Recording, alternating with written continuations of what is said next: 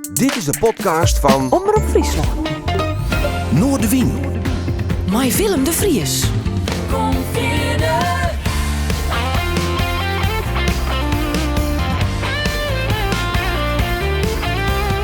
Alles wat te speelt. Omroep Friesland.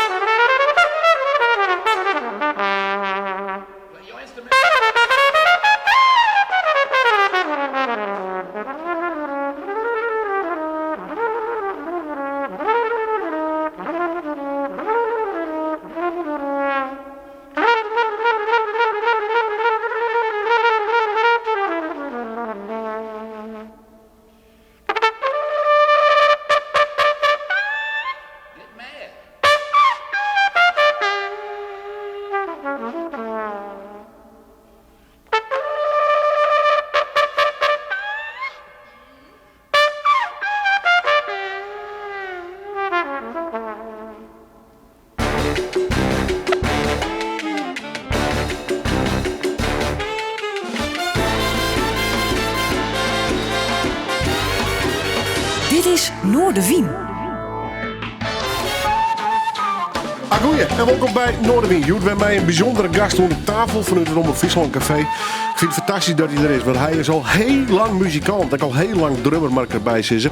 Eigenlijk is het een Hagenees, maar hij werkt hier al heel lang in Friesland. We praten al wat in het Nederlands, want inmiddels beginnen de hier wel een beetje te tellen. En is het Hollands wat makkelijker van hem dan het Fries. Ik had door Boy Brostowski. We praten straks over zijn hele muzikale libben, maar Boy, allereerst welkom. Mooi dat je er bent. Dank je. Hoe is het? Dieke dank. Ja. Hoe is het met jou?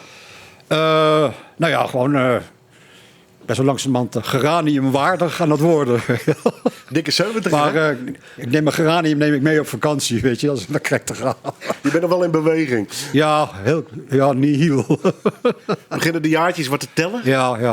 Moet eigenlijk een nieuwe knie hebben. En nou ja. Je zit een beetje gevangen in je eigen lichaam, weet je, langzaam maar zeker. Je oogt nog fris, moet ik zeggen. Ja, Ja. Maar de jaartjes gaan tellen dus. ja, kun je wel zeggen. Drum je nog? Op dit moment niet, nee. Maar goed dat ik niet in 1939 heb gelegen. Dan krijg ik mijn arm niet meer omhoog. Ja. Kan dat over of is dit... Dat weet ik niet. Ik moet weer terug naar de orthopeed. Ja. Het is echt al gemaakt en ja, ik weet het nog niet. Nee. Ja, die ouderdom, hè? Ja. Met gebreken. Ja. Met accent op dom. Hè? Heb je trouwens... was jij blessuregevoelig, om het zo maar eens uit te drukken in je carrière? Nee, juist niet. Ja, het is gewoon pure slijtage, denk ik. De open jaren tellen dubbel, hè? Ja. Maar tijdens je muziekjaren niet vaak thuisgezeken met spieren die niet meewerken? Nee hoor, gewoon doorspelen. Als je doodziek was. Ik kan me wel herinneren, gewoon hartstikke ziek. En in de pauze onder de piano gaan liggen. En een kwartiertje slapen en dan weer verder. Ja, dan is elke minuut er één, hè? Ja. Wat een muziekleven. Want begin jaren 60, je eerste band. Ja, ik ben eigenlijk begonnen door een vriend, die drumde. Ik drumde nog niet. En toen was er een schoolfeest. En alle spullen waren er al heen gebracht door de band. Het was een Dixieland band. Op een bakfiets. Drumstel. In Den Haag? In Den Haag, ja. En toen was hij ziek. Opeens. Dus ze hadden geen drummer. Maar ik was wel op het feest. Ik zat daar dus. Ze gingen spelen zonder drummer.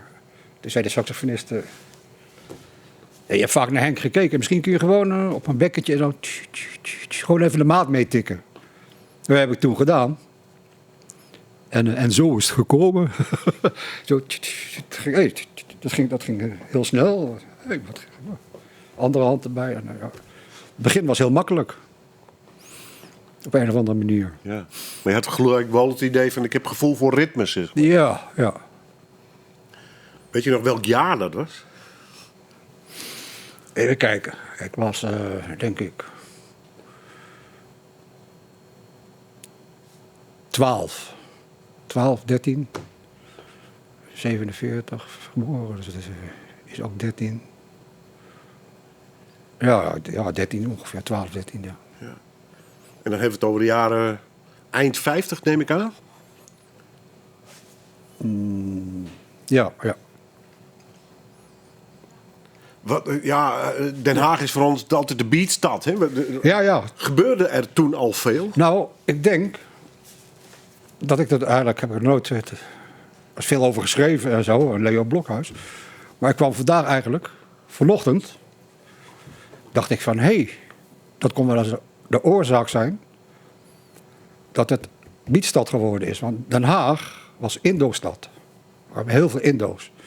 En de Indo's waren de eerste rock'n'rollers. Weet je wel, die echt rock'n'roll speelden, de Hollandse jongens niet. Dus de Hollandse jongens, de Blanda's, die gingen ook Indo-rock spelen. En zo is dat begonnen. Maar elke straat had zijn eigen bandje. Dus het grote voorbeeld waren altijd de Tielman Brothers en de Crazy Rockers. Ik zat in een bandje. Dat was een van de betere Haagse Indo-imitatiebands. Als de Tielmans niet waren en de Crazy Rockers niet, waren volgens mensen van de fanclub waren wij het beste Indo-bandje. Was dat al de Starfighters? Of Nee, dat zat er nog voor. Dat zat ervoor. Daar had ik de Indo nog niet ontdekt. En de Starfighters was op zich ook wel een leuk verhaal. Want volgens mij is dat je eerste band, toch? Ja. De gitarist van die band die is geëmigreerd naar Australië. Heel jammer vonden we dat, want hij was een goede gitarist. En de bandje gewoon echt net lekker te spelen, zeg maar. Dus die geëmigreerd. En ja, die is wereldberoemd geworden. Nou ja, Easy Beats ken je? Friday on My Mind. Nou, dat was een nummer. Hij was de gitarist van die band. Die heeft hij opgericht met Michael Young. Dat is een Schotse familie die ook geëmigreerd is naar Australië. Die kwamen elkaar tegen. Waar toen de tijd geforceerde toeristen werden opgevangen. En die zijn de band begonnen. Michael heet hij. Michael Young en Hans van den Berg. Harry Venda heet hij nu. Maar Michael, dat twee jonge broertjes. Waar Agnes Young er één van was. En die vroeg aan Hans, ik wil ook een bandje beginnen. Hij zei, nou, ga je eens nog een beetje gitaar leren spelen. 2 jaar later had je AC/DC. Waar Hans ook bij betrokken was. Ik geloof ook zelfs nummers gecomponeerd. En heel veel hij heeft een studio nu. Opnames maken, produceren. Dus die heeft het goed gedaan. Maar daarna kwam dus eigenlijk het eerste... Het Indo-nadoen-bandje dus. Ja, Danny and his Favorites heette dat. Oké. Ja, dat was... hoe lang heb ik daarin gezeten? 2 jaar. Ja, toen... George en Rinus van de Golden Earring hebben mij vaker zien spelen. Die drummer moeten we hebben, blijkbaar. En ik was toen ziek. Toen kwamen ze heel veel bij me thuis met allemaal LP's van de eerste van de Stones. Dit en dat gaan we doen. Maar ja, George en Rinus konden nog niet echt spelen. Dus ik ben uiteindelijk toch bij mijn bandje gebleven. Dat had ik niet moeten doen. Ik heb nog wel gerepeteerd ook. Maar ik speelde net zo goed gitaar als George in die tijd dan. Hè? Je vond ze niet goed genoeg. Ja, ik was ook een beetje lullig om mijn bandje te verlaten. Maar wij konden al... Dat vond ik heel vervelend. Want wij konden toen ook al naar Duitsland. Hè? Maar de gitarist wilde dat niet. Jammer. Ja, dat was jammer. Ja. Maar dat drummen... Een glas water zit precies hierachter. Ja, heel per ongeluk eigenlijk mee begonnen. Ja. Heb je het vervolgens jezelf geleerd? Of heb jij nog eens les gehad? Of ging je mensen nadoen? Nee, ik heb geen les gehad. Ja, nadoen. Met name Art Blakey ook toen. Hè? Ja, in de eerste bandje was het ook natuurlijk Shadows en zo, die muziek. Maar ik heb altijd 2 benen gehinkt, hè, de jazz. En, toen in Den Haag wel een drumleraar. John Engels, senior moet ik zeggen, want junior is wereldberoemd, jazzdrummer. Maar senior, ja, dat was... daar heeft wel Cesar van de Iering les voor gehad, meerdere bekende Haagse drummers. Maar ik niet, want ik was ook links. Maar ik kwam wel over de vloer. En dan moest ik zitten, dan was ik zenuwachtig echt. Hè. Ja, ga zo maar door, gaat goed, gaat de goede kant op. Zo ging dat. En die man is legendarisch. John Engels senior, die had een swing. Maar het was echt, in de Schilderswijk in Den Haag woonde hij. En dan gaf hij ook drumles. Dan lag hij buiten aan zijn auto te sleutelen. En de gang helemaal. En achter in de tuin was een drumhok. En dan lag hij te sleutelen. Zo gaf hij drumles. Ja, roffeltje van 5 nog een keer. nog 20 keer het roffeltje van 5. En lag hij in zijn auto te sleutelen. Zo was een figuur. Ja. En verhalen, anekdotes.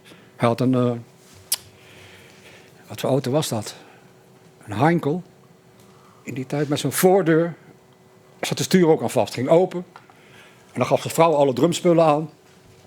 En laatste de floortom was zo. En deed zij de deur dicht. En dan zat hij zo in dat autootje met zijn drumstel. En dat was altijd op tijd bij een optreden. Maar soms te laat. Want hij kon zelf de deur niet meer open doen. Kon er niet meer bij. Dus dan kwamen de mensen. Tik, tik, tik. Even die deur open doen. Mensen denken, het is gek, weet je wel. Ja.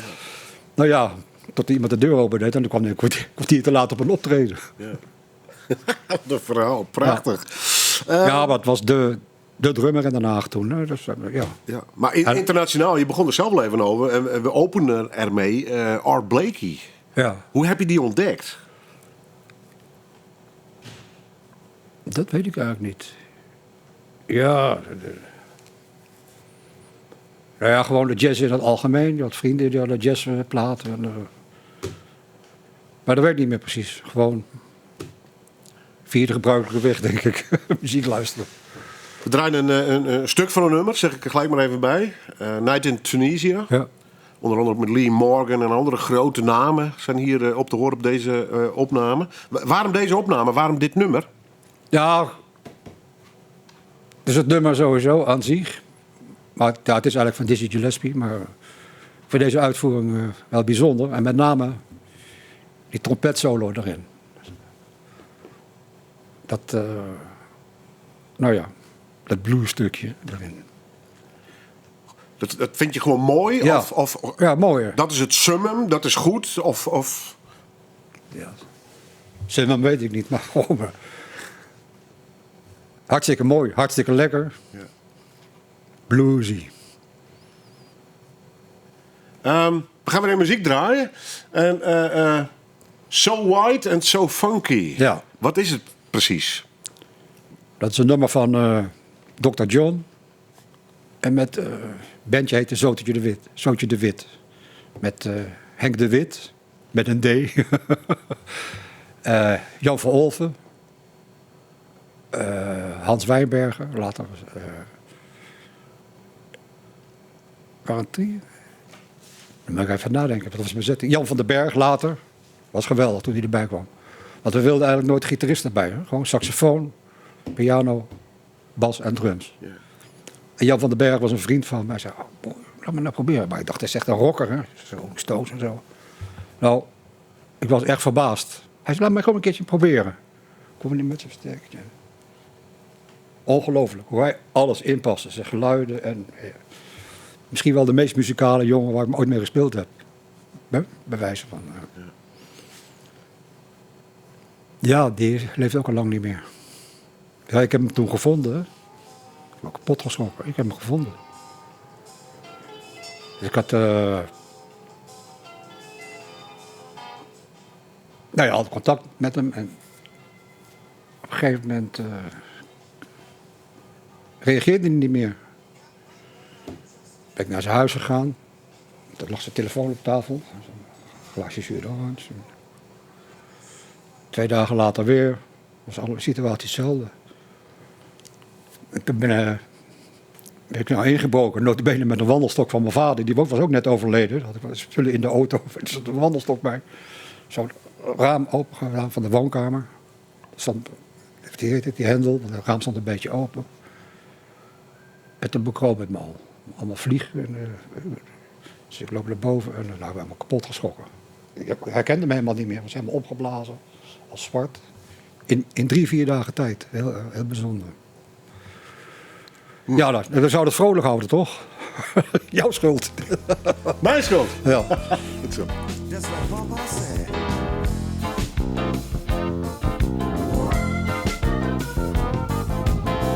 Long time I've been playing around. Everybody gonna dig my sound. They say yes, the dance is living, but here all night. Well, my funky doses and my misery. Boy, I buried on the other beat. I said, other side, you're so right. So funky. So funky. Tell me how can it be so white? So funky. Tell me how can it be so white? So funky. Tell me. Baby. Zootje de Wit en dan Wit mij W-I-D. So white en so funky. Lekker noem het maar ik sissen. Had alles te kijken met mijn gast van Joert. Boy Brostowski. Prachtige naam trouwens. Van al eind jaren 50 al dwaande met muziek. Per ongeluk drummer werd nou. Ik zou meestal het wel sissen. En hier van de meesten die het, nou ja, heel wat bij. Bijvoorbeeld bands als de Golden Earring belutsen weer. Deze opname, Boy, ongeveer bij benadering. Halverwege de jaren 80 of zo, dit? Ja. Want was dit een vaste band of een soort projectmatig iets? Nee, het was een vaste band. Spontaan ontstaan. Maar goed, het is... Want Henk, ja, ik speelde meer... Speelde ik toen? Ik had daarvoor al met hem in een band gezeten. Dat was wel een professionele band. Daar zat hij in het begin in. Later werd een andere kwam erbij, werd hij vervangen. En dat was 5 jaar lang... weekend spelen dan door het hele land. Ja. Want dat hele professionele, hè, dat echt serieus leven voor de muziek, leven voor je drummerschap. Wanneer is dat ongeveer begonnen voor jou? Of was dat gelijk vanaf de start volle bak? Nou ja, vrij... even nadenken. 65 zijn we naar Duitsland gegaan met de Crazy Rockers, had ik toen. En daar ontmoetten we een Engelsman. Dick Scott. Nou, dat was geweldig. Dat was nou ja, half cabaret bijna. En dat is gigantisch snel gegaan, die carrière. Van de eerste maand tot en we zouden, bassist, de organist en ik, zouden met hem... Ja, we zijn toen uit elkaar gegaan, ik weet de reden niet meer. Of gestopt. Maar wij zouden in een later stadium weer met hem beginnen. Maar wij moesten naar Engeland komen. Voor een soort toneelachtige opleiding. Weet je, van Brian Epstein van de Beatles. Die had dat georganiseerd. Voor Dick Scott. Want de bassist had er echt een klik mee, een chemie. Zoals bekende duo's. Dat had hij met die bassist. We lagen soms op de grond. Dat we niet verder konden spelen. Zo leuk was dat. Ja. Maar dat was in Engeland? Nee, dat was in Duitsland. Dat was in Duitsland? Ja. Maar ze wilden jullie naar Engeland halen dan? Sorry? Ze wilden jullie naar Engeland halen dus? Nou, niet per se. We moesten eerst een soort toneelopleiding gaan doen, ook daarbij. Weet je, om nog beter te worden daarin, in de shows. En heb je die opleiding gedaan? Nee. Hij is toen... dat is heel triest. Ja goed, we zijn toch bezig met trieste dingen steeds. Die kwam er ook nog wel even bij. Die heeft een auto-ongeluk gehad in Oost-Duitsland. Oh. Toen. Ja. Dat was belachelijk hoe dat daar gaat. Hè? Dus toen kwamen we de foto's erbij. Dat ze tegen een boom gereden. Hij was op slag dood. En de vrouw van de manager die zat nog in het ziekenhuis op een stoel. En die is in de stoel doodgebloed. Inwendige bloedingen. Nou, en zijn gitaar en zo zat in die auto. En die wilden ze niet teruggeven, die Oost-Duitsers. Er moest eerst de schade aan die boom betaald worden. Nou, soort dingen. Ja, toen was het erg hoor. Lang leven het communisme. Ja. Not. Hey, even naar jouw naam. Brostowski. Waar komt die vandaan? Wat zijn jouw... Polen. Poolse roots? Of Ja, is ik het maar zeg een wel eens naam? voor de grap, ik ben Polynesiër. Want mijn vader is in Bandung geboren, Indonesië. En mijn zus is het ook, Surabaya en Makassar. Dus er zitten ook Indische roots in. Maar ja. Ja. Dus, en Boy is een Indische naam. Zou je misschien niet zeggen, maar dat komt door Tarzan. De zoon van Tarzan heette Boy. En die films werden door de Amerikanen daar zaten. Kregen de Indonesiërs die films ook het eerste te zien. Vandaar ook de muziek. Dat ze met de rock'n'roll hebben ze eigenlijk, Amerikaanse rock'n'roll hebben zij op een eigen manier meegenomen naar Nederland.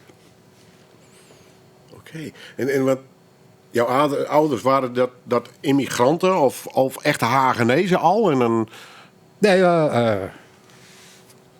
ja, mijn vader was mijn vader. Ja, Bandung geboren, maar ook vanuit Den Haag. Hij is naar Nederland gestuurd om te studeren. Heeft hij mijn moeder ontmoet en toen weer terug naar Indonesië. Blablabla. Hij heeft altijd gewerkt. Ja. Want jij bent volledig in Nederland opgegroeid. Ja. Ja. Was het een leuke tijd, je jeugd? Ja, heel leuk. Ja. Leuke buurt? Ja, eigenlijk was in Rijswijk tegen Den Haag aan zo. Meer dorpsachtig. Nou, nee, ja, dat is Rijswijk, Voorburg, Den Haag. Ja, nee, maar ik bedoel qua sfeer waar je in je opgroeide. Beetje, of kreeg je het stadse leven al behoorlijk? Ja, gelijkstad. Ja. Ja.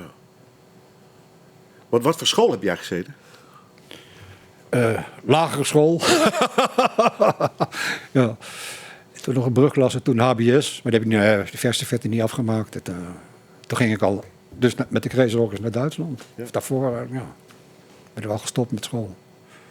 Ik ben met een drumsolo, kreeg je tekeningen mee van de tekenles. 2 rollen zo. En zo ben ik van school gegaan. Met die 2 rollen tekenen. Hoi. Wat heb je er altijd goed voor kunnen bestaan? Ja. Heb je wel eens wat anders gedaan? Nee. Hoor je hele Nee, leven- even vakantiewerk een keer bij een Chinees restaurant. Ja, Scheveningen, maar, bootjes snijden. Bij mijn vingertopje eraf. Dus het heeft ook een uur geduurd. Ja, maar jouw werkende leven, je bent Ja. eigenlijk maar één ding geweest, dus drummer dus. Ja. Ja. Voor zover ik me kan herinneren wel. Ik zie je denken. Want wat wel heel grappig is, je kwam met een behoorlijk, ja, ik denk misschien is het wel oud leuk. krantartikeltje aanzetten. Met als kop 5 scholenensembles streden een jazzconcours. Dat ging in de aula van het Grotius Lyceum. Ja. Zat je daar zelf ook op trouwens? Of niet? Nee, ik zat op Teamstra, Friese naam, HBS. Teamstra Ja. HBS ook. Ja, maar dat was meer een HBS voor mislukkelingen, zo zeg maar. Voor de muzikanten. Ja, zoiets. Het artikel is halverwege en dan staat er een subkop. Boy Brostowski kwartet. Ja, de saxofonisten idee. We moeten een naam hebben, want het is spontaan gegaan dit. Hè? We moeten een naam hebben. Toen zei de saxofonist, we nemen nu jouw naam. Net zoals Jantje van den Berg, Dr. Boy. Heeft dat ook grappig, dat is 2 keer gebeurd. Dat was een interessante naam, bij wijze van spreken. Dus oké, ik wou het niet, maar doe maar. En zo is dat gegaan.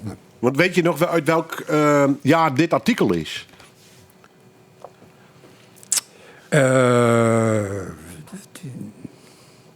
Ik schat 1951 of zo.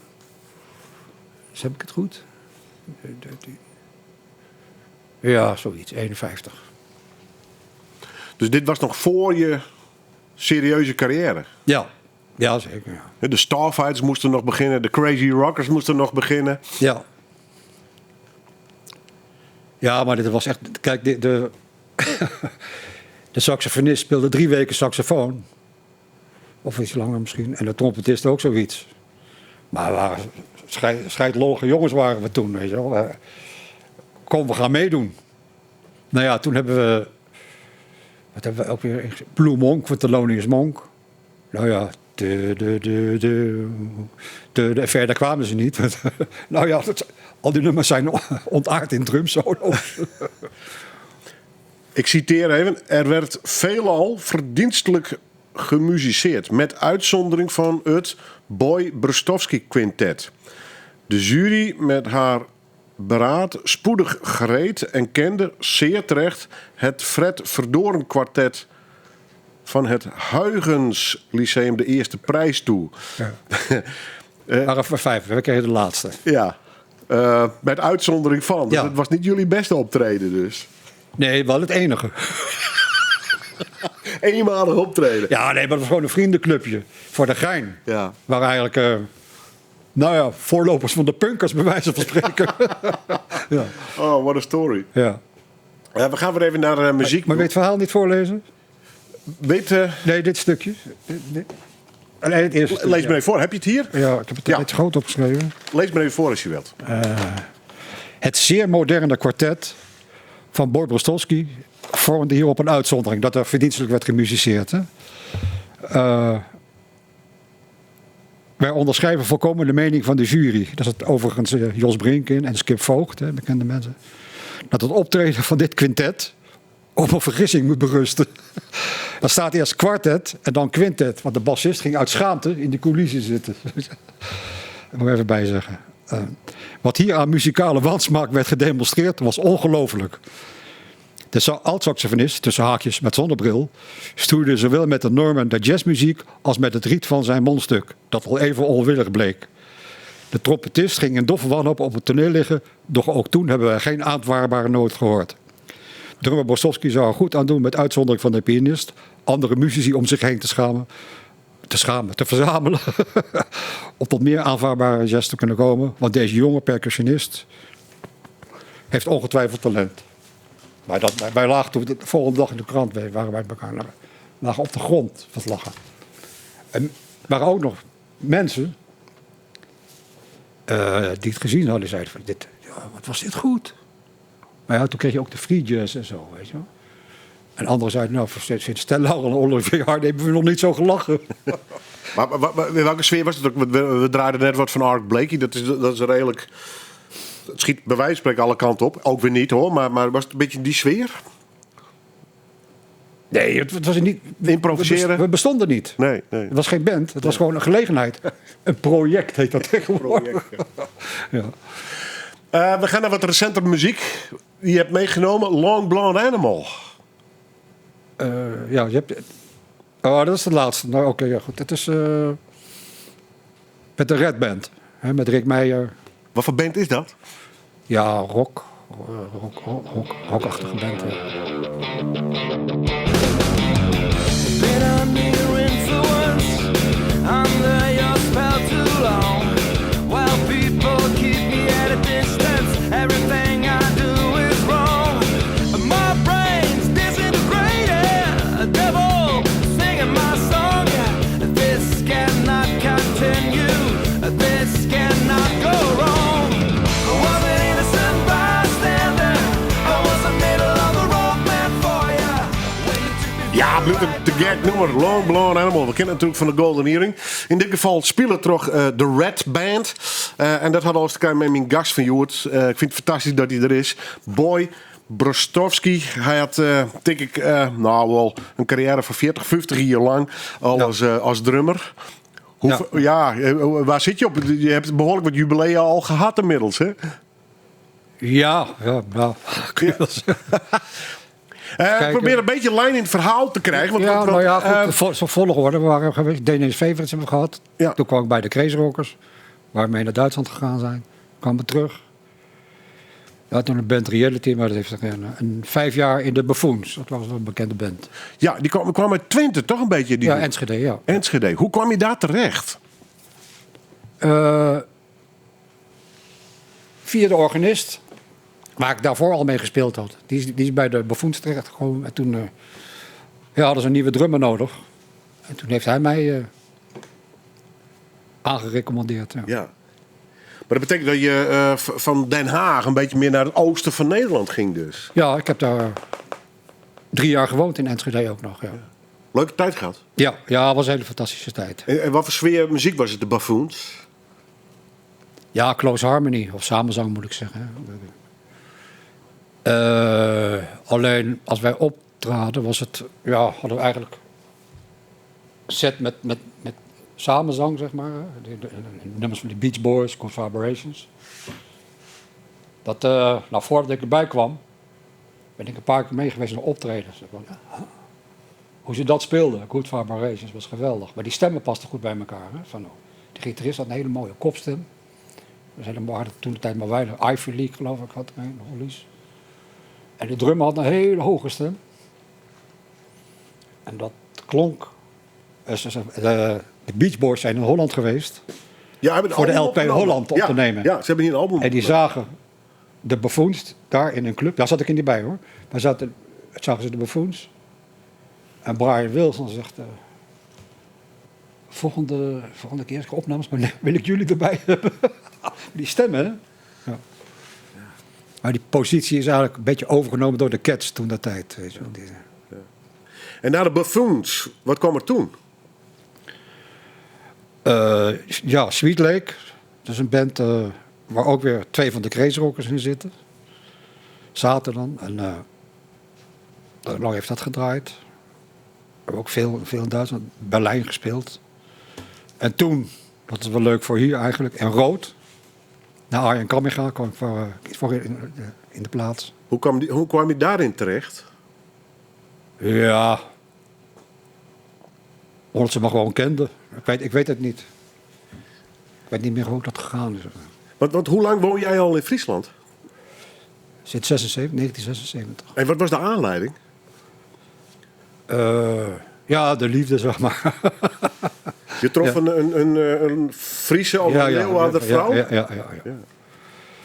En laatste... Ik ben ook de laatste drummer van Shaky Sam. Dat ken je misschien ook wel natuurlijk. Ja. Simon Vlietstra. Ja. Wat was dat voor tijd met Shaky Sam? Ja, was bijzonder. Want Simon was een beetje, toch wel een Noorse figuur in principe. Was het moeilijk man? Ja en nee. Ja, misschien onder omstandigheden kon die moeilijk zijn of zo, denk ik. Maar ik kan me nog herinneren dat ik toen in Harlingen aan de bar zat met hem. Ik kreeg bijna ruzie omdat ik geen Fries sprak in Nederland. Wilde ze met me vechten. Simon, dat is... Nou ja. En ik kreeg langzaam steeds meer contact met hem. En op een gegeven moment kwam hij gewoon bij me thuis, met zijn zoon en praten. Oh, leuk. Hij ontdooide. Hij was altijd wel vrij Noors. Zo. Maar met Simon. Daarvoor deed ik het geluid ook van de Shaky Sam's Blues Band.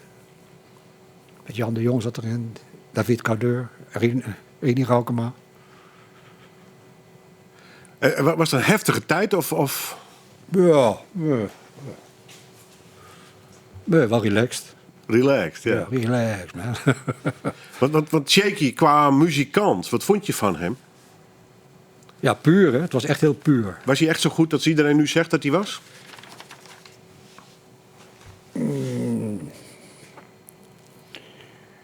Ja, ik weet niet hoe ik moet zeggen. Hij was misschien niet echt een muzikant, maar wel pure bluesmuzikant of zo. Dus als je, ik ben gewend vaak met, uit de losse pols kunnen spelen of weet je wel zo. Maar dan, hij zou niet in een top 40 orkest kunnen zitten of zo. Nee, hij was een hele goede bluesmuzikant. Hij had het gewoon. En of hij nou een geweldige gitarist is, maar dat is helemaal niet belangrijk. Je hebt van die mensen, ja. En hoe heb je dat ervaren? Want het ging natuurlijk ook bij Vlagen helemaal niet goed met hem. Nee, de dag Uiteindelijk... voordat hij zich opgehangen heeft, hebben we nog gespeeld. Ja, ik weet wel. Ja, er zijn allerlei theorieën over ontstaan van daardoor of daardoor. Want hij had een vriendin. Nou ja, dat was modern. Die was Amsterdamse oorspronkelijk. En die was heel los. En Simon was een beetje... Maar ja, toen kwam hij tot de ontdekking dat... want hij moest niks van drugs hebben. Hè? En dat de jongens bloden. Dat was voor hem en zijn vrouw dus ook. En voor hem niet. Daar is hij heel erg van geschrokken of zo. Dat is, ja... Ja, we weten het niet. Misschien zijn dingen bij elkaar ook. Dat was wel heel apart, hoor. Maar had hij vaak stemmingswisselingen? Dat hij depressief was? Nou... Maar die indruk die had ik niet. Een dag ervoor nog gespeeld dus met hem. Niks aan hem gemerkt. Ja, en dat was het. Dat afterparty heet het tegenwoordig. Daarna met elkaar zitten, wat drinken en zo. En toen is het op een of andere manier... Nou ja, die dingen wat ik net zei, dat jongens bloden of dingen gebruikt. Ik weet niet wat was het toen. Maar daar moest hij niks van hebben. Dus. Nee, ik moest er helemaal niets van hebben. En hoe zit het met jou? Was je een beetje van de drank, de drugs en seks, drugs en rock'n'roll of niet? Ja, dat hele programma is wel voorbij gekomen. Ja, hè? Ja. Ja, dat begon in Duitsland al, hè? Ja? Ja, daar had je vroeger staubzaugerpillen, noemden ze dat, voor de Duitse huisvrouwen, die te dik waren. En die kregen een preludie en dan bleven ze gaan. Huishouding doen. En dan werden ze wel slanker. Maar dat was gewoon pure pep, was dat. Ik zou zeggen, huishouden Preludieën heet dat. on speed bijna. Ja, dat is een amfitamineproduct eigenlijk. Dat was een soort laatste redmiddel voor dikke vrouwen om dun te worden. En dat slikten jullie dan ook wel? Ja, dat kregen wij. Ja, van die hoeren toen de tijd in Duitsland. Maar die zaten er ook veel in het publiek, hoor. Ja. Wat was het een ruige tijd? Ja, dat was een ruige tijd, ja. En met welke band was het meest rock'n'roll, zeg maar dan? In Duitsland? Welke tijd blijf je het meeste bij? Nou ja, Dick Scott en de Barons, hè? Met die Engelsman wat ik net verteld heb. Met, ja, Buffoons. Nou, En dat was echt drank, drugs en met spelen, ja, rock'n'roll. ja, echt. Ja. Niet zo erg als Keith Richards, hoor. Nee, hè? Maak je geen zorgen. Ja. Ja, wat had je toen de tijd ook weer? Ja, dat vertel ik wel eens vaak. Gaptagon. Maar dat kon je gewoon vrij kopen. Ja. En dat was ook een soort... ja, niet geen amfetamine, maar... Duitse studenten namen dat. Hè. Als ze examen gingen doen, kon je heel goed concentreren. En dat werkte voor alles.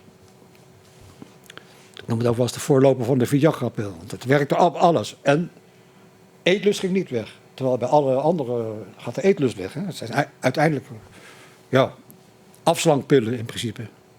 Wij noemen het PEP. Maar het is eigenlijk om af te slangen. Heeft het jou ooit in de problemen gebracht? Of heb jij Nee. het gebruik en ook dat hele leven van seks, drugs en rock'n'roll altijd op een bepaald niveau kunnen houden? Dat het leefbaar bleef? Ja. Bij het drinken ook, ja. Ik dronk meer soms dan een alcoholist, maar ik ben nooit alcoholist geweest. Want ik kon zo stoppen. Ik was meer een sociaal drinker. Zeg ik dan. Maar er wel van genoten, zeg. Ja, wel leuk. Ja. Ook voor de smaak zelf, hoor, van dat spul. Lekkere whiskies, hè. En was Duitsland in dat opzicht leuker dan Nederland qua optredens en scene? Of zat er niet zoveel verschil tussen? Ja, er zat een groot verschil tussen. Ze waren echt... ja, voor die tijd, hè. Zeker. Ja, ze keken echt tegen muzikanten op, bij wijze van spreken, het publiek. Dan was je wat. Je had een soort aanzien, zeg maar. Ja, oké. We gaan weer even muziek draaien. Touch Me All Over. Ja. Wat voor nummer is dit?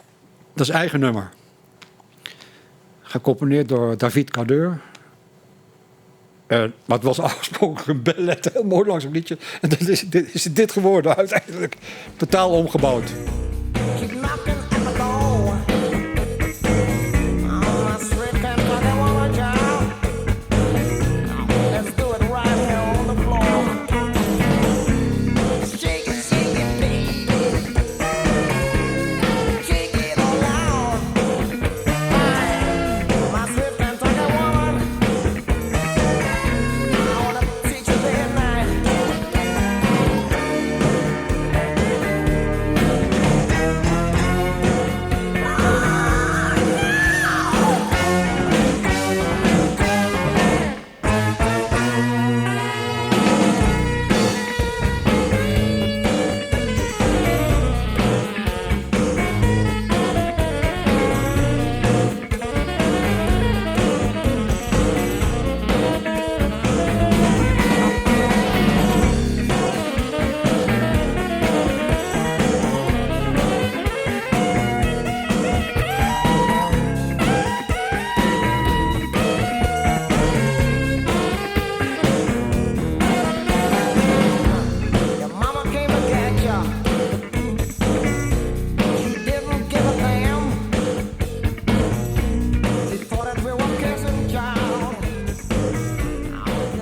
Dr. Boy, Touch Me All Over. Met onderhoren, dat is wel heel aardig. Anna Swaga, ken je natuurlijk hier als muzikant. Judith Friesland. Ja, zeker. Ja. Ja, intussen lekker een oud-gediende, hè? Ja, er zat er nog eentje in. Marines Komst. Van het Friese Orkest. Misschien ken je die ook wel, een paukenist. Die zit nou bij het Concertgebouworkest. Ja, allemaal prominenten. Ja. Ik moet even over jou... je zit hier met een gehoorapparaat. Ja. Heel veel mensen denken dat... Ja, drummer, die heeft zijn oren kapot gedrumd. Ja. Maar dat is niet zo, hè? Nee. Jouw gehoor is slecht. Aan één kant ben je helemaal doof. Ja, dat is... was al een slecht oor, maar daar kon ik nog wel mee horen. Met een gehoorapparaatje. Dat komt door het duiken. Te diep onder water geweest. Dan was ik 16 of 17 of zo. Ja, en dit andere... Meniere. Je hebt de ziekte van Meunier. Ja, Wat houdt dat precies in? Ja, dat is... in je middenoor zit een heel klein... Dat is eigenlijk je evenwichtsorgaan. Een soort compartimentje noem je het maar. En er zit een dun vliesje in met 2 vloeistoffen. En dat vliesje dat scheurt dan en dan vergaat de wereld. De eerste aanvallen, je hebt het in de gradaties. Hè? Ik had de ergste vorm. Ik lag op de grond, overgeven. En de eerste keer dacht ik dood ging. Kruipen over de grond naar de tuin, de buren, maar die waren toevallig net weg. Ja. En Jan Giro en Rick hebben mij gevonden. Toen hebben ze haar dokter gehaald. En die zei gelijk Meniere. Bij sommige mensen wordt onderzocht, het duurt het lang. Dat de eindconclusie Meniere is. Maar bij mij wist het gelijk. Ik had de hoofdprijs, zeg maar. Nou, dat heb ik geweten. Ja, nou, Jan Giro van het leven. Dat is nog een tijdje geleden dus. Ja. En is het sindsdien verergerd? Want Nee, het is nu... stabiel. alleen, ik heb geen aanvallen meer. Nee. Maar de schade is wel aangericht natuurlijk. Dat is, Wat hoor jij van mij nu? Want jij mist ook bepaalde frequenties, geloof ik, hè? Ja, maar door dit is van Boos. Dat is een hartstikke goed ding. Ja, zo'n apparaat wat je in hebt. Je kan hem ook instellen hier met, weet ik veel, Oké. laag, mid, hoog. Ja. Dat lijkt me ongelooflijk vervelend. Want dan heb je, Ja, het is, nou ja, gesprekken op voeren. zijn minst jammer te Ja. noemen. Nou, ik denk dat het heel veel energie kost om een gesprek te voeren, denk ik, of niet? Nou, zo niet, 1 op 1. Maar als ik ergens ben, Te veel meerdere drukte. mensen, nou, wat is het? Het is een kippenren is dat dan. Dan zeg ik, talk man, nou talk maar niet dan. De naam valt al even, Jan Giro. Ja. Wat voor tijd was dat? Ja, dat was ook wel rock'n'roll, echt. Jan zelf met name natuurlijk. En, ik zal nooit vergeten hoe we elkaar hebben leren kennen. Ik zat in een kroeg in de Grote Hoogstraat, 's middags. En we dronken toen Black Russia. Dat is Tia Maria met wodka. Fantastisch. En Jan Giro zat aan de andere kant van de bar. En weg. En nou ja, keek me zo aan. Hè. Op een gegeven moment, wat drink jij joh? Ja, wil je er een proberen? Ja. Als er alcohol in zit, is het altijd goed voor Jan. Nou ja, raakte een gesprek. Oh, zit je ook in de muziek? Ja, bla bla bla. Maar toen, het was inderdaad, ik was nog nooit in dat café geweest.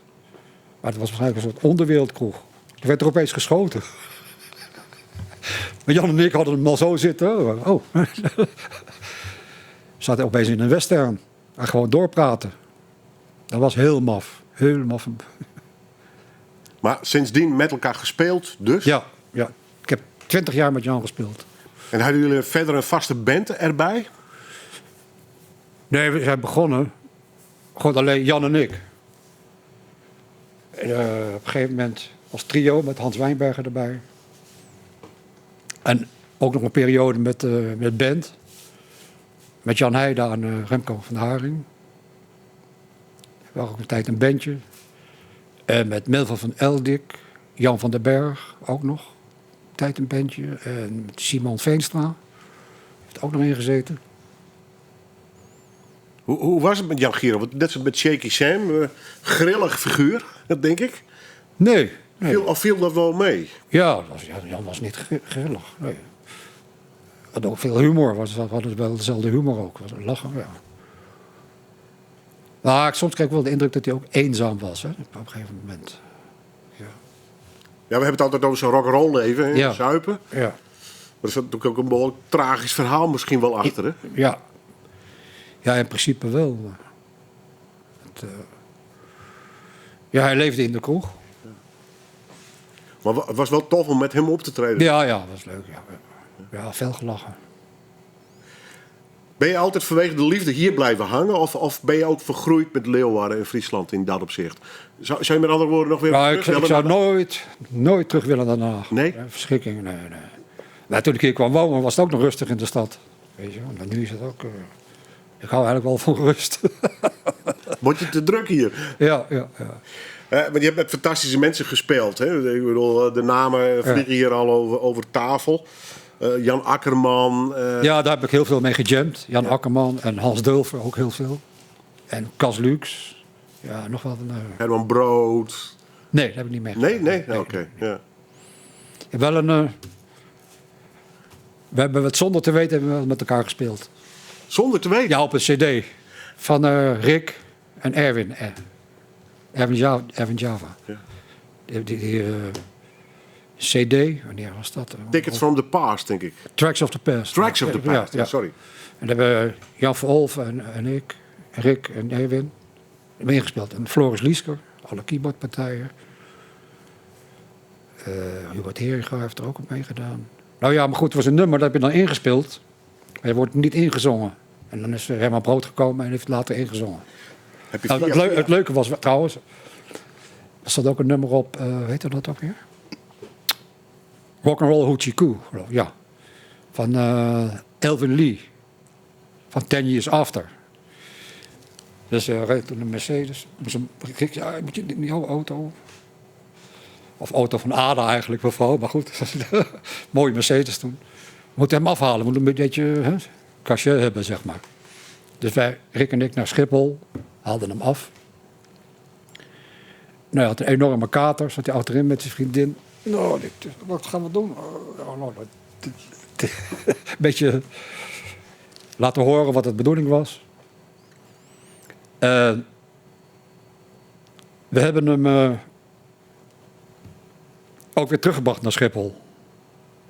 Maar hij wist niet dat ik de drummer was. Hij wist alleen dat Rick de gitarist was. Hetzelfde als met hem. Mooi, nou. En toen onderweg, oh, you're the drummer. Well, I hope to play with you one time. Dat was wel leuk. Ja. Een beetje terugkijken. Welke periode was jij op je best, zeg maar? En had je de beste tijd voor je gevoel als drummer? Ja, dat zijn verschillende periodes geweest. Dus die Duitsland-periode met die Dick Scott en de Berns. 5 jaar Buffoons. Dat was natuurlijk ook... weet je ook wel. Alleen de hitjes vond ik verschrikkelijk, maar goed. Want de optredens waren veel leuker. Hè? Ik zei, Close Harmony set, rock'n'roll set deden we. En ja, een hele lange drumsolos moest ik toen de tijd geven. Ja. Dat vond je niet leuk? Nou, half.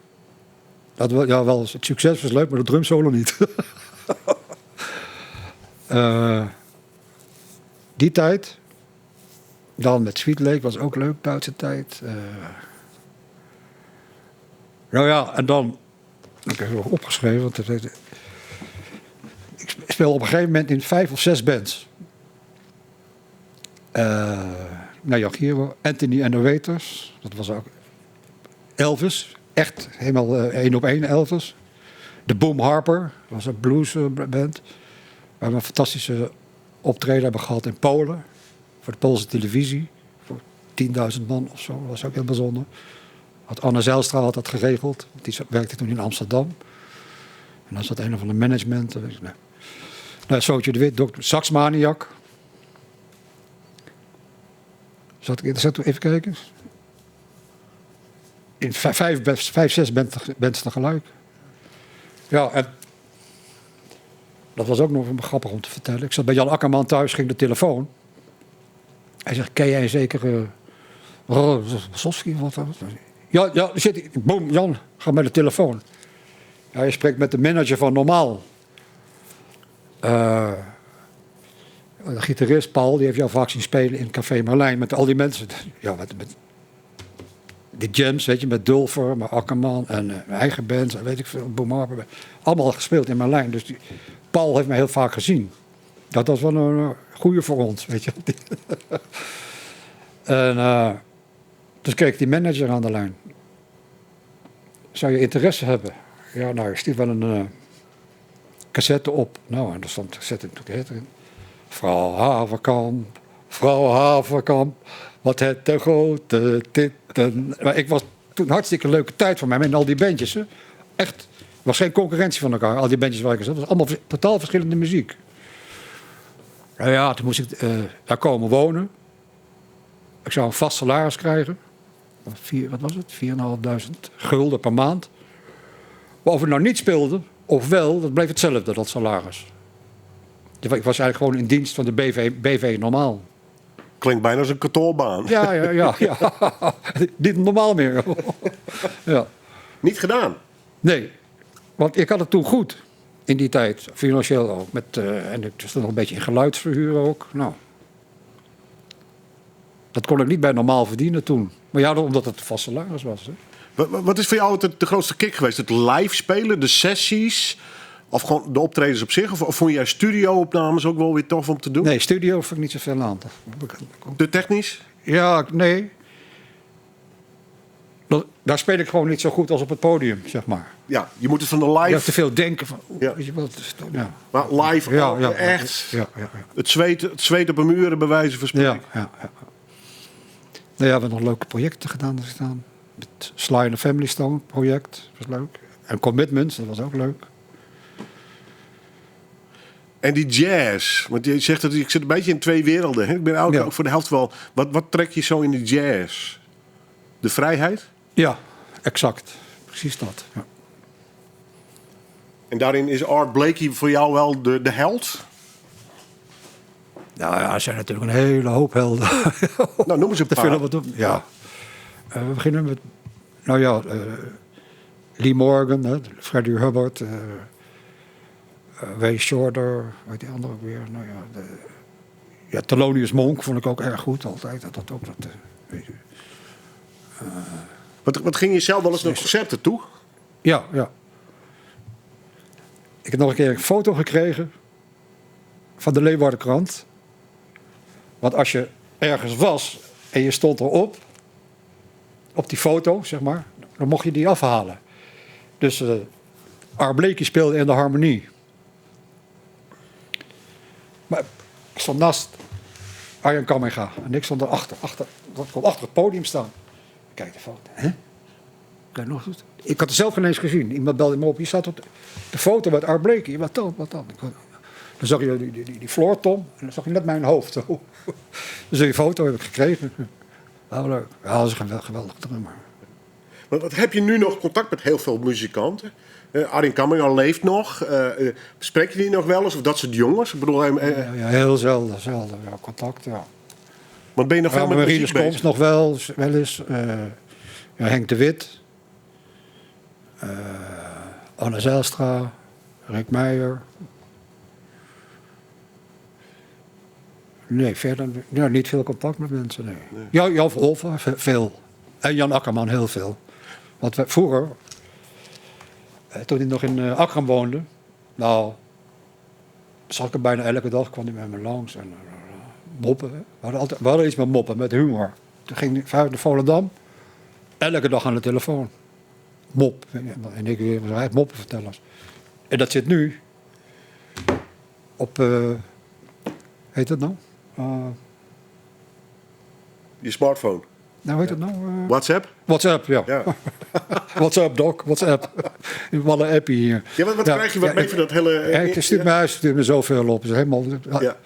Wat doe je veel op internet? Zit je veel op YouTube, Spotify? Nee, helemaal niks. Nee, Helemaal niks. Nee. Maar ben je überhaupt met muziek bezig? Omdat je gehoor Nee, ook zo niet. slecht Nee, is. nee. Luister je nou wel eens platen? Nee. Tjoe. En het spelen? Dat is onzeker nu zeker. Ja, ik weet niet. Daar was nog een bandje met meer zo'n vriendenclubje. Blue Tape. Met Eddie Geurtsen. Eddie Koetsier. Ad Bos. Rutger. Ik weet de achternaam Rutger niet. Rutger Hauer en ik.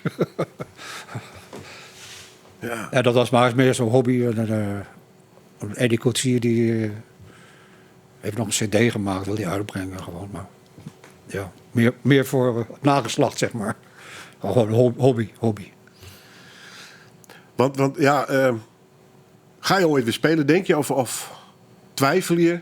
Nou, ik denk het haast niet. Ja, dus tegenwoordig zijn er zoveel goede drummers. De ene is nog beter dan de ander. Joh. Dan allemaal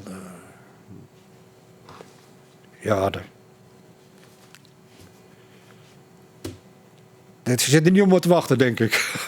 Nee, maar het is ook je leven, hè? Ja, oké. Hoe valt dat? Hoe valt jou... Je bent 75, de muziek begint een beetje op afstand te raken. Ja. Wat doet dat met je? Vind je dat moeilijk of juist niet? Ja, nou, ik hou niet van carnaval. Ik ga niet met de muziek mee. Maar dat ouder worden, niet meer spelen, je gehoor... Nou, ik ben wel van de zon gaan houden, zeg maar. Ik ga heel graag naar Kreta elk jaar, vrij lang, 6 weken of zo. Dat is wel heel leuk. Ja. Mis je het? Het optreden, het sfeertje, de muzikant niet- onderling? nee. Ja, dat wel eigenlijk. De lol, Ja. humor. Ja. Ik mis humor, maar Jongens ook in onderling? zijn algemeenheid, zeg maar. Ja. Al heb je elke dag nog contact met Jan Akkerman over moppen dus blijkbaar. Ja, met WhatsApp, die stuurt hij me op. Ja, ik heb al een nieuwe telefoon moeten kopen, want het geheugen is te klein. Je wilt Helemaal je wilt ze vol. niet weggooien. Ja, dat zit echt... als je dat ziet, het is het gigabyte, megabyte, Ja. terabyte. Terabyte, ja. Nou ja, daar zit Jan ongeveer bij mijn appies. En dan komt er 1 miljoen appies niet en dan komt de rest pas van de mensen. Maar dat vind je wel leuk, om Ja, nog ja. contact te hebben met in dit geval Jan Akkerman. Ja. Muziek en nog eens muziek. Ja. We draaien nog 1 plaat, het is Gentle Giant. Ja, dat is heel bijzonder. Ja, ik heb hier ook nog staan. Ik heb ook nog 35 jaar in de Jets gezeten. In de Jets. Ja, maar zo, die treden heel weinig op, hè. Net zoals de Crazy Rockers. Treden 3 keer per jaar op, dus die bands zijn wel blijven bestaan. Maar die Jets uit Utrecht, dat was wel ook een bekende band ooit. En wat voor band is het? Rock'n'roll? Ja. Maar ja, ook muziek van anderen, weet je, geen eigen nummers. Die zijn bekend geworden. Daar zat ik er niet bij, hoor, heel lang geleden. In Japan met het nummer Coldfinger. Instrumentale uitvoering. Ja, dat is... Wat een cv, man. Wat is? Wat een cv, geweldig. Ja. Ja, en dan de helft die ik nog vergeten ben, hè, door de Alzheimer. mooie bandnaam, Alzheimer. Ja. Gentle Giants, Ja. eindigen we mee. Waarom? Ja, dat is... Wat mij betreft het beste, het mooiste, het gekste. Het is alles. Alle muziek zit erin. Weet je, maar bijvoorbeeld die keyboardman, dat is wat die kan. Dat is... nou ja. Die is op zich 2 bands in zijn eentje. Met zijn linkerhand en mijn rechts. Normaal zit het wel een beetje in elkaar zijn buurt. Deze, maar dat is. Hij is ook magister. Hè? Het zijn klassiek geschoolde jongens oorspronkelijk. Tenminste. Die jongens Schumann, die hebben ouders die klassieke muziek spelen. Maar Frank Zappa heeft er wel eens van gezegd. Dit is echt het beste summum of zo. Dit vind jij de beste band ooit? Ja. Nou ja, het woord beste kun je eigenlijk nooit gebruiken. Dat vind ik zo'n onzin. Weet je. Die is virtuoos op een instrument of zo. De beste. Dit raakt je echt. De totaliteit van deze band. Want het is heel... Dat vroeger was na het spelen bij mij thuis vaak. Met een kopje thee. Deze muziek te luisteren met die... Maar de meesten vonden er niks aan. Dat is te fragmentarisch. Weet je. Het verspringt en het verspringt. Maar hoe? Ik heb ze 3 keer live gezien. Daar had ik zelfs een discussie met iemand. Ja. Wat is er nou? De bassist begon opeens. Dan hoorde je een soort kraak. Hij zei nou gewoon... Die andere die dacht dat hij was ingestudeerd. Ik zei dat is spontaan. Hij heeft gewoon een storing aan zijn snoer. En dat gebruikt hij. Nou, de band is zo geweldig. Dat is echt, als je dat ziet... En ze doen alles, hè. Hoe moet je dat zeggen? Ze spelen met z'n 5. bijvoorbeeld vibrafoon, xylofoon en tot een kinderxylofoontje. Dan krijg je een stukje. Ze geven met z'n vijven een drumsolo. Met middeleeuwse trommels en alles. Weet je. Het is echt buiten categorie. Dat is misschien de beste benaming daarvoor. Het is speciaal, ja. Het is heel speciaal. Dankjewel. Dit was het? Ja. Of heb je nog meer mooie Ja, verhalen? nou, ik wil allemaal gal gaan spuien eigenlijk kom op. over, Nou, over de hele wat- muziek. Nee, gewoon. Wat wil je nog kwijt? Nee. Nee. Wilt u nog ergens op terugkomen? Een? Wil je nog ergens op terugkomen? Ja. Vertel. Op alles. Op alles. Ik had nooit muzikant moeten worden. Nee? nee. Zo. Heb je ooit andere dromen gehad dan? Nou, nee. Niet, dromen sowieso niet. Want ik ben niet ambitieus. Nooit geweest. Weet je wel. Ik ben eigenlijk gewoon ingerold met alles. Het is een vreselijke vraag, maar ik stel hem dan toch. Had je achterna andere keuzes gemaakt, denk je? Nee, maar wel anders gedaan. En wat had je anders gedaan? Minder villa's verzopen. Nee, maar iets toch wel uiteindelijk ellende was. Of ellende. Ik kon er behoorlijk goed tegen de drank. Weet je. Maar heb je er ooit last van gehad? Nee, Maar dan hoef je er ook geen spijt van te hebben. nee. Ja, dat heb ik ook niet. Maar ja, daar is wel veel geld tegen gegaan. Dat uitgaan, weet je, met z'n allen weer. Die wijsvinger, die stond ook nooit stil. Je had je een knap auto voor kunnen kopen. Ja, zeker. Ja. Nou, die Duitse periode, heel goed verdiend, echt. Ik kan me herinneren dat mijn vader mij opbelde. Mooi, wat kostte Mercedes, de goedkoopste nieuwe Mercedes. Dat was iets van ergens in de 8000 mark. Nou, die kon ik binnen 4 maanden kopen, zo'n Mercedes. 4 maanden spelen. Dat is echt, ja. Dat kan me nog, weet ik nog. Ja, goed verdiend. Nou, het is jammer dat die band afgelopen is, die Dick Scott en de Barons. Dat hij auto-ongeluk heeft gekregen. Ja. Maar een mooi muziekleven gehad dus. Ja. Geen spijt van. Nee, zeker niet. Keuzes gemaakt, allemaal prima. Hier zit wel een tevreden drummer in dat. Ik heb er helemaal geen spijt van, maar de rest van mijn lichaam wel. Nou ja, je hebt de pijntjes, hè? De Ja, gewichten doen pijn. ouder worden. Je gehoord het. Baal je er echt van dat je niet meer kan drummen vanwege je arm? Ja, op dit moment wel. Ja, goed, het is, ik weet niet. Ja, en je krijgt hem amper omhoog, hè? Dus, ja. Ja, ik moest... Chicago Mike speelde in scooters. Maar die logeert altijd bij mij als die in Nederland is. Hè. Ik heb vroeger ook veel mee gespeeld in Zwitserland met hem. Ik moest 1 nummer meedrummen. Hij zegt van alle drummers... Hoe drum jij dat nummer het beste van Crosby, Stills Nash? Love the One You With. Maar ik kon niet... dat spelen bovenop het belletje van de bekken. Dus dan heb ik dat heel laag gezet, dat het niet hier zat. Heb ik het zo kunnen spelen. Zo zitten spelen. Nou ja. Ik was blij. Nou, een paar whiskies erin gegooid tegen de pijn. En toen ging het net. Je hoopt wel weer te spelen. Ja, maar ik zou niet weten hoe, wat voor soort... ik zou niet eens weten wat voor soort muziek. Ja, er is al zoveel, joh. Ja, laat de jeugd het maar lekker doen. Het is wel Ik heb goed genoeg zo. rotzooi geschopt. Het is wel goed zo. Ja. Wel vrede mee. Ja, zeker, ja. Wil je nog ergens op terugkomen? Ja, dat jij jezelf herhaalt. Wil je nog ergens terugkomen? Dan gaan we een plaat draaien. Gentle Giant. Ja, dat is prachtig. Ja. Tof dat je er was. Dankjewel. Super. Graag gedaan.